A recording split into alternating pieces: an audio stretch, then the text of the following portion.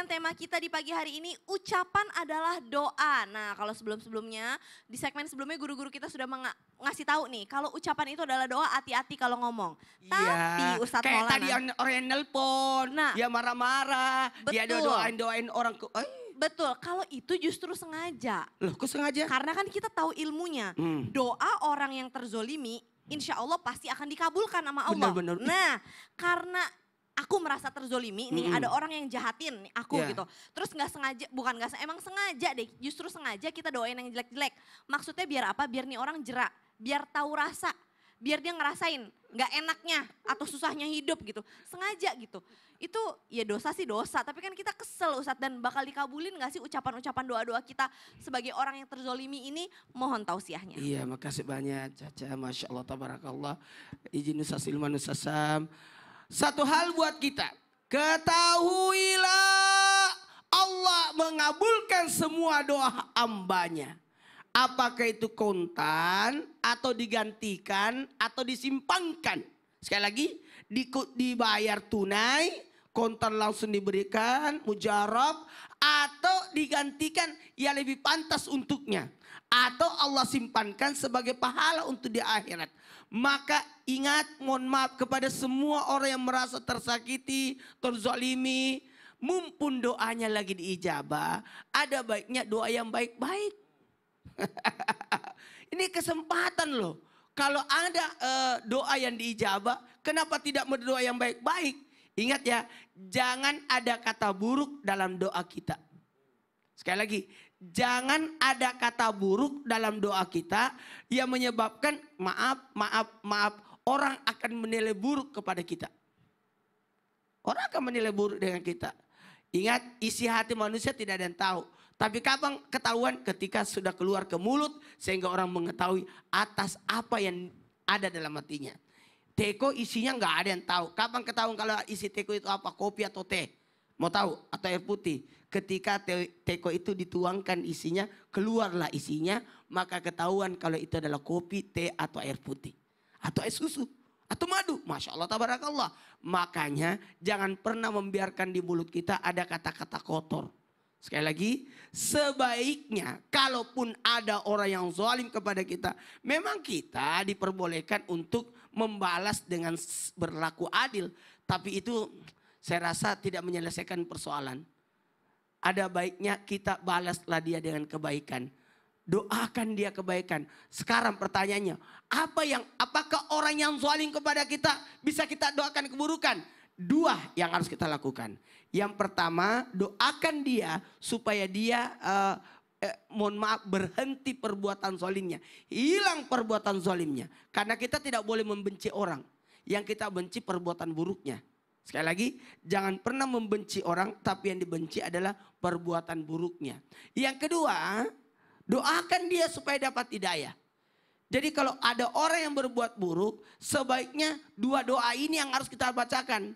Semoga dia berhenti di atas perbuatan dosanya atau zalimnya. Atau yang kedua, semoga dia dapat hidayah. Oh, lebih hebat ini.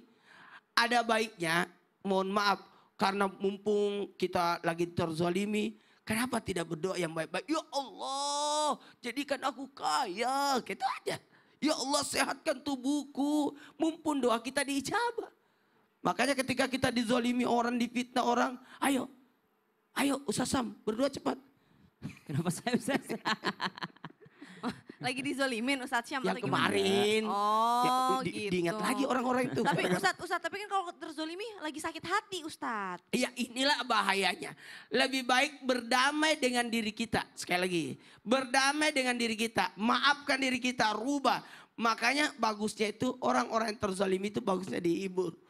Jangan ceritakan atas apa yang terjadi pada dirinya. Sehingga dia tidak memikirkan. Sehingga tidak ada niat untuk membalas keburukan. Oh gitu. Lupukan Kuatkanlah ingatanku. Widih, tadi Noah sekarang Geisha. Masya Allah. Oh. Ini Ustadz gaul milenial juga jangan-jangan ya. Masya Allah, tabarakallah. Baik Ustadz Maulana, terima kasih banyak. Jazakallah khair. Artinya kalau misalkan emang kita merasa terzolimi banget. Mendingan ini kesempatan bagus, doain diriku sendiri aja boleh kalau gitu ya. Baik. Nah sekarang nih Ustadz Hilman, ada yang bilang kalau berkata-kata itu kan emang harus hati-hati. Ucapan itu harus hati-hati ya kan. Dengan kita menjaga lisan, emang benar kita bisa menjaga diri kita dari perbuatan dosa atau dari dosa-dosa. Mohon tausiahnya. Iya, Masya Allah Ustadz Maulana, Ustadz Syam, Kak Caca. Jamaah Islam itu indah yang dirahmati Allah. Bersihnya hati tercermin dari ucapan di lisan kita. Dan buruknya ucapan di lisan kita menggambarkan bagaimana isi hati kita. Maka wajar jika apa yang kita katakan itu, jika itu baik, bisa menjadi aliran kebaikan untuk kita. Tapi jika kita mengucapkan sesuatu yang buruk, maka akan menjadi sesuatu yang buruk bagi kita. Bahasa lainnya apa? Dosa. Kenapa Ustadz? Ya, disadari atau tidak, biasanya dosa itu bermula kalau tidak dari mata, dari mulut. Ya, apa yang kita lihat bisa mencerminkan apa yang kemudian nanti kita lakukan. Dan apa yang kita ucapkan juga nanti mempengaruhi apa yang kita lakukan. Dan semua bermula dari hati kan. Apa yang kita rasakan menentukan apa yang kita pikirkan. Apa yang kita pikirkan menentukan apa yang kita ucapkan. Apa yang kita ucapkan menentukan apa yang kita lakukan. Apa yang kita lakukan menentukan apa yang menjadi kebiasaan. Dan kebiasaan itulah yang menentukan bagaimana nasib kita. Maka hati-hati dengan lisan, jaga lisan kita. Maka Nabi SAW mengingatkan kepada kita, man kana yu'minu billahi wal yaumil akhir falyakul khairan aw liyasmut. Barang siapa yang beriman kepada Allah dan hari akhir, maka berkatalah yang baik atau diam. Bahkan dalam keterangan lain disebutkan, man yadmanna li ma baina lihyaihi wa ma baina rijlaihi adman lahul jannah. Barang siapa yang menjaminkan untukku, maksudnya apa? Dia mampu menjaga di antara dua janggutnya. Dan dia mampu menjaga di antara dua kakinya. Artinya lisan dan kemaluannya. Maka Allah jaga bagi dirinya surga. Allahu Akbar. Dari lisan kita hati-hati. Jika kita mengatakan sesuatu yang tidak baik. Apalagi kalau kita menyinggung orang lain ya. Terutama dalam urusan membicarakan aib orang lain. Bicara aib itu kalau benar jadi gibah, kalau salah jadi fitnah. Jadi kalau kita membicarakan aib orang lain, kalau benar jadi gibah, kalau salah jadi fitnah. Jadi dua-duanya gak ada baiknya. Terus gimana Ustadz? Belajarlah untuk menata hati, menata kata. Jangan mudah melontarkan kalimat-kalimat yang mungkin menyakiti hati orang lain. Terutama urusan fitnah ya. Bahaya fitnah itu, mengapa fitnah lebih kejam daripada membunuh. Mungkin kamu memfitnah dirinya, kamu minta maaf sama dirinya. Tapi mohon maaf, ucapanmu, fitnahmu ternyata masih ada, masih menyebar. Dan itu masih kena kepada kita dosanya. Na'udzubillahi min dzalik. Maka hati-hati, satu peluru yang keluar di pistol kita hanya bisa menembak satu kepala. Tapi satu kata yang terlontar di lisan kita bisa menembak puluhan kepala. Maka hati-hatilah dalam berkata, karena setiap perkataanmu itu akan dipertanggungjawabkan. Betul, perkataan bisa menjerumuskan kita kepada dosa. Tapi jika kita berkata baik, maka juga akan mengantarkan kebaikan kepada kita. Mulai hari ini, jaga kata-kata kita, keluarkan kata-kata yang baik. Apalagi kita meyakini bahwa ucapanmu adalah doa. Tadi pesan Ustadz Maulana, orang tua ketika bicara sama anak-anaknya, bicara yang baik-baik. Doakan yang baik-baik. Karena saya sangat meyakini ucapan orang tua itulah yang bisa mengantarkan kebaikan untuk kita. Jangan berkata yang buruk. Karena setiap ucapan burukmu akan mengantarkan keburukan untuk dirimu. Wallahu a'lam bishawab. Masya Allah, tabarakallah. Artinya benar-benar ucapan itu hati-hati banget. Karena kita tahu ada seseorang yang ketika hidup terkena fitnah, kita ngelihat orang tersebut tuh image-nya gimana gitu. Tapi begitu meninggal, Allah buka semua kebaikannya. Masya Allah. Jadi kita berubah ngelihat orang itu 180 derajat, wih Masya Allah. Sepertinya Ustadz Maulana tahu siapa orangnya. Tapi tidak mau membicarakan siapa namanya. Baiklah kalau begitu.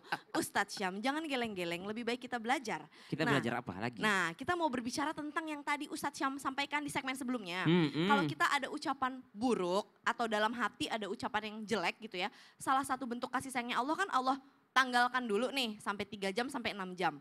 Bentuk kasih sayang Allah yang pertama tadi. Ya, supaya jangan terkabul dulu gitu kan. Ucapan buruk ini. Tapi kalau misalkan udah lebih dari 6 jam. Terus sekarang kita baru sadar, oh ya minggu lalu saya pernah ngomong kayak gini, itu kan gak baik banget.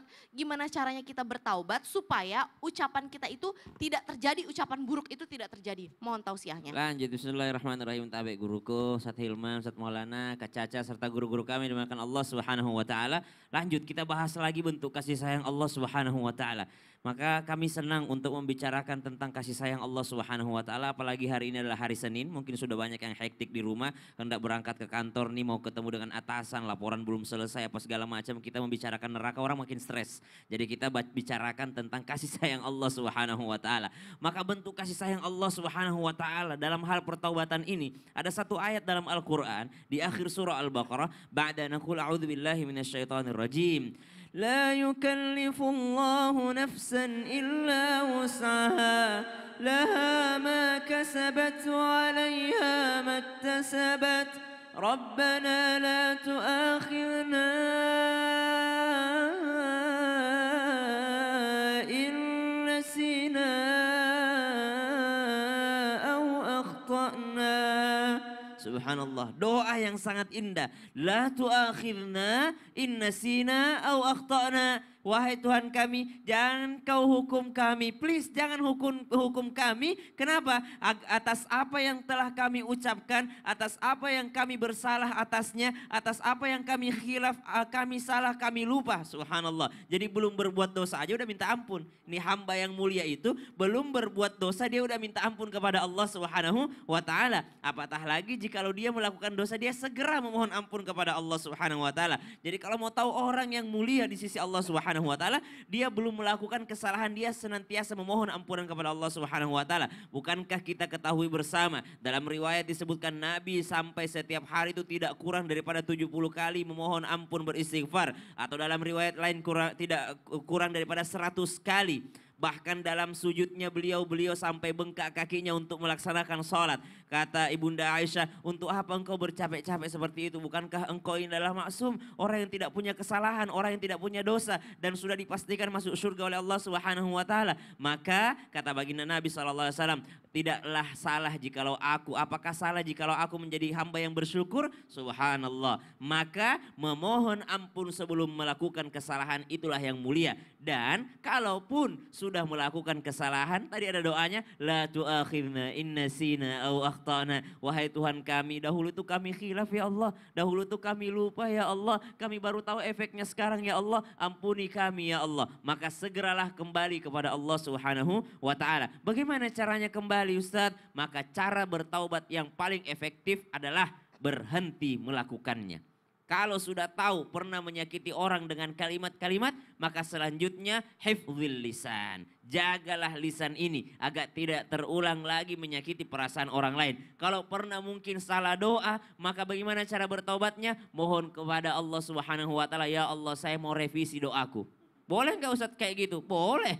Allah Subhanahu wa Ta'ala mendengarkan ucapan kita, kalimat kita, minta sama Allah. Ya Allah, saya mau merevisi doaku. Dahulu aku sok tahu, ternyata Engkau yang Maha tahu. Makanya Allah katakan dalam Al-Qur'an, ba'da naqul a'udzubillahi minasyaitonir rajim.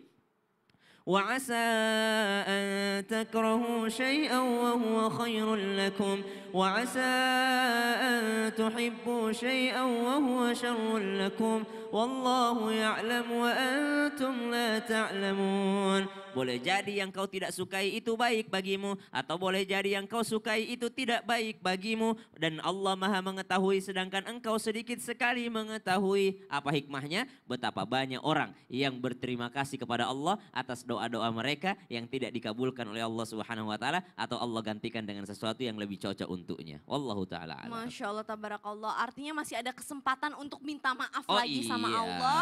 Untuk merevisi itu sebenarnya masih ada. Betul. Baik, jazakallah khair Ustadz Syam. Dan buat jamaah Islam itu indah nih. Setelah ini masih ada kesempatan loh buat jamaah untuk bertanya-tanya sama guru-guru kita. Makanya yuk langsung aja chat atau komen di sosial media kita. Setelah yang satu ini jangan kemana-mana, tetap di Islam itu indah. Jamaah. Yeah.